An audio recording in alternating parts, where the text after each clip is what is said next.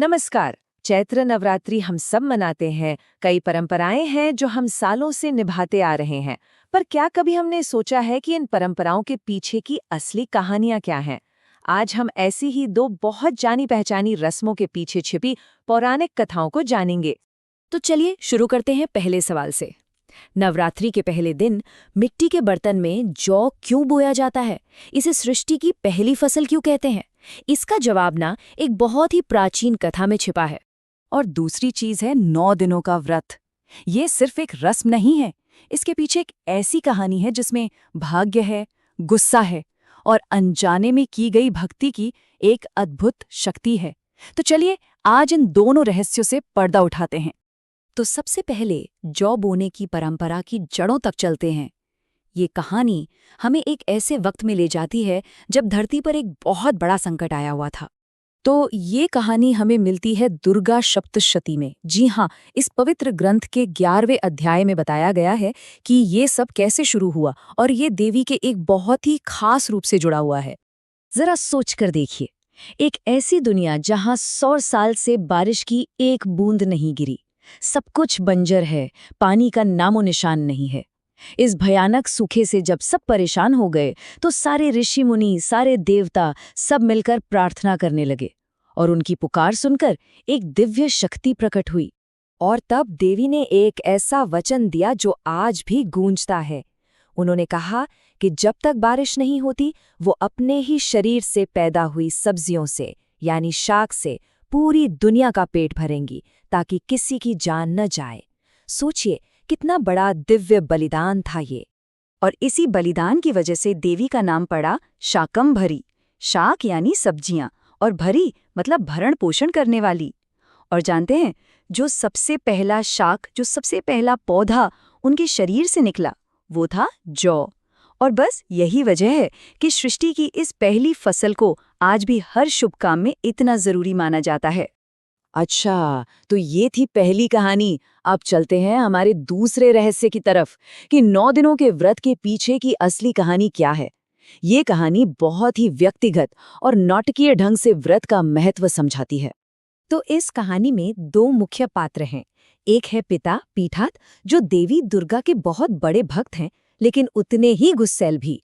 और दूसरी है उनकी बेटी सुनीति, जो एक दिन पूजा छोड़कर खेलने चली जाती है, लेकिन जब किस्मत उसके सामने एक मुश्किल खड़ी करती है तो वो उसे बड़ी समझदारी से अपना लेती है।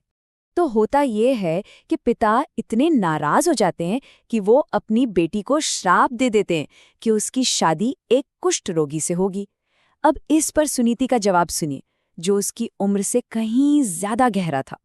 वो कहती हैं, पिताजी, कर्म करना इंसान के हाथ में है पर उसका फल देना तो ईश्वर के हाथ में।